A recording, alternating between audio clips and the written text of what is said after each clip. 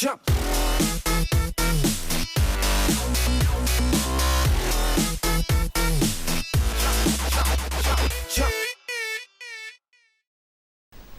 Hey guys, I've got some slightly bad news.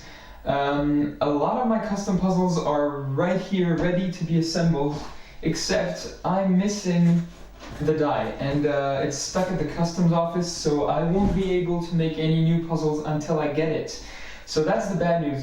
The good news is, since I don't have anything to present, anything new, this weekend I'm going to show you two solving videos, one of my 3D printed puzzles, and the other one an alternative method for the 3x3 that is absolutely mind-blowing, so I really want to show you that. So yeah, here's the first one. It's going to be the solve of my Octacle.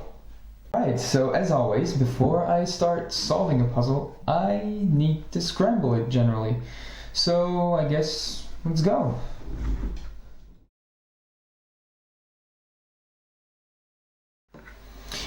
Okay, so it did take me about 3 minutes to scramble because it is a puzzle with quite a lot of pieces and quite a lot of axes of rotation. This shouldn't really be any harder to solve than the edges only 3x3 because it only has edges and centers. So I guess we should probably start now. So I'm looking at the whole thing and I'm thinking the red face seems to be the one that's most complete, mostly because of that piece here, which is partially solved. So I'm going to start by solving the red face first. The advantage on an edges only puzzle with this type of geometry is that the edges only are, well, they're only part of one face. For example, if I solve this, that doesn't necessarily mean the adjacent edges are solved. So what I mean is that I can start by solving a whole face and then move on to another face, instead of having to think about, oh, this edge has actually two colors and belongs in this position or this position or this position. You know, it's like each edge can be permuted with like another edge of the same color. Like these two edges, for example, they're the same. So let's see, the only parts that actually have an orientation are these tiny edges here with two colors. So I'm going to try to solve this. For example, right here, I've got the blue-red edge that goes into this position. So for now, it's quite easy. Let's see. The red-green edge right here needs to go in this place, here. So here it is. Okay. See, for now, it's quite easy to solve. Like, very, very easy compared to another puzzle. Let's see. This goes here in this position, and now I've got the red-white, which is right here. You'll notice how a lot of the pieces are actually quite close to where they belong. That's because scrambling this, it takes a lot of time, and I mean, I did try to scramble it for 3 minutes, but there are still some pieces that didn't move far away from where they belong in the first place. So the red face is complete. This is correct, and this is correct. So now let's move on to the white face. Alright, so same method as before.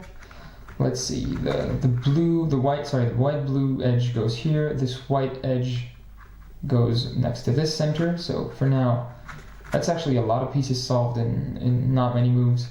Now I'm going to bring this part here so that I can put the white edge in its place and continue with the green-white edge piece right here.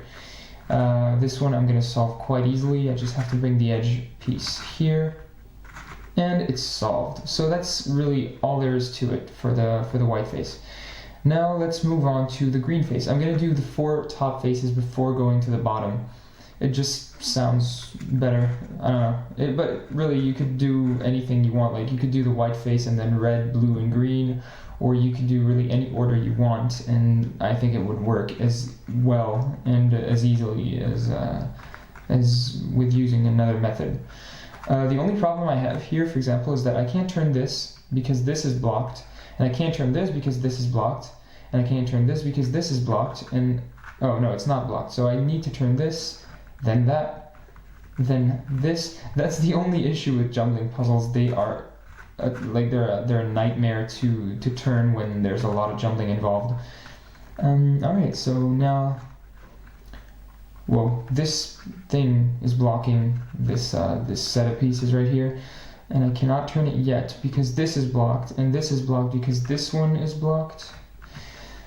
See, there's a lot of blocking in there, and it seems a bit challenging. The only challenge in this puzzle is actually finding where you can move and where you cannot move parts, and it's actually quite a fun thing to do. Like you're trying to look at where you can turn, and sometimes you get blocked moves, and sometimes you don't. Like right now, I just turned this and that instead of going just to through a straight line with that green piece, because I just couldn't go that way because there's a lot of jumbling over here, and on this side there was a bit less. So there is a bit of a challenge. Well, more of a challenge than I expected when I first created this puzzle. I thought it was going to be like easy, and well, it is easy, but I thought it was going to be slightly harder considering the I thought it was going to be easy, but it is slightly harder considering the jumbling. Alright, so now I'm moving on. I don't know if you've noticed, but the green face is soft, so I'm moving on to the blue face, as I said I would. Alright, I've got this yellow-blue edge that goes right here.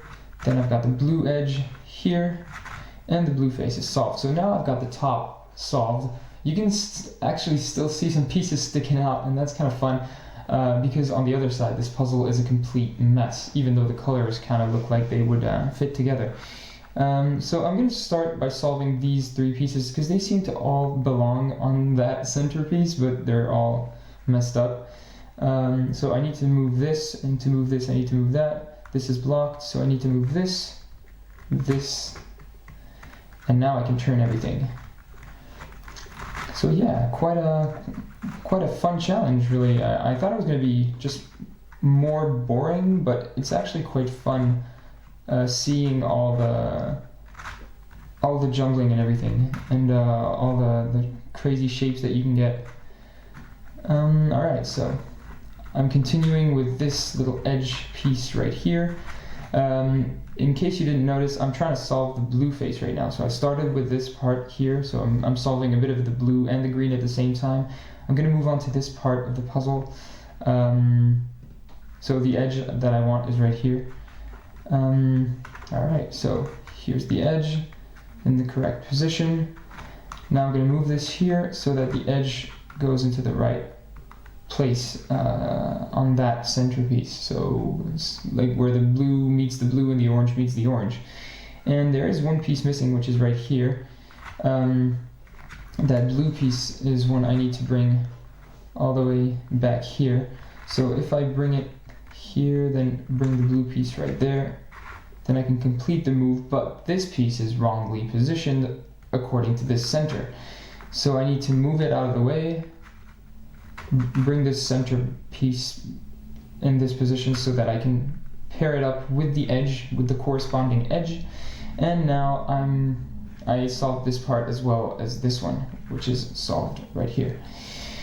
Now, I can solve the blue face now, since I've got this piece right here that's missing, but the rest is fine. So I'm going to bring that blue piece all the way up here, and that should do the trick. But I cannot turn it because this was already turned. Now let's see, what can I do? Can I turn this? Yeah, I can. So, perfect. First lockup I've ever gotten on that puzzle. Well, it's a minor lockup, very minor, but it's still a lockup, so I'll consider it like it is. And I've got this set of pieces solved except for that piece, which I'm going to solve now.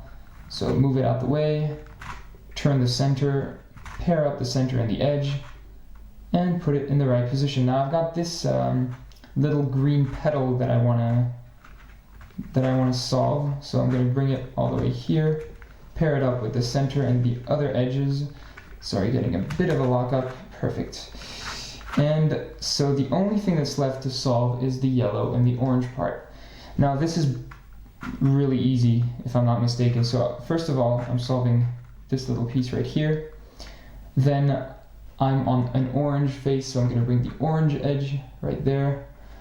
Then the next piece that I'm gonna switch is this one, so that's a yellow piece. So I'm gonna turn this center until the yellow is visible, bring it here, and I'm gonna turn this in that direction and see where I'm at. Now, as you can see, there are only two pieces that are switched together. Like this one should go here, this one should go here. Now, it's not exactly, well, it is a parity error, but when you think of it, this orange piece can be switched with any of these orange pieces, and the yellow edge can be switched with any of the yellow edges as well. So this is actually just a 3 cycle. And that means that if I replace this edge with this one, then this one with this one, and this one with this one, then I solved the puzzle. So let's see. So I'm moving this here. Right, what am I doing? Sorry. So I'm gonna do, yeah, I need to switch these 3 pieces together. So I'm gonna do the RU, R prime, U prime classic sort of algorithm. So I'm gonna bring this here, this back here, and this back here. Now I screwed up because I actually had to do this twice. So I'm gonna do it again, and see I'm switching this yellow edge right here with another yellow edge, and now the puzzle is solved. So yeah, this is the Octacle. Oh. A center pop, wow. Okay, it's not a problem of stability, don't worry, just a center pop. I didn't really design those centers correctly. I have to glue them on, so it's not optimal, but anyways, the tension's already adjusted, so I didn't really want to glue them on. So as you may have noticed, I just put a little piece of paper to increase the friction between the centerpiece and the cap, which is pretty ridiculous, but you know, it works. So anyways, yeah, so that was the solve. It's not hard at all, but it is quite fun when you get like some crazy jumbling, and you have to look for the one face that you can actually turn on this puzzle, because the rest can't be turned. So yeah, very easy solve, but still quite fun. Alright guys, I hope you liked the solving video for the Octacle. I think it's one of the most dangerous puzzles to play with when it's scrambled. This thing has spikes all over the place. Anyhow, if you did enjoy, feel free to subscribe and like my social networks, and I'll see you in the next video.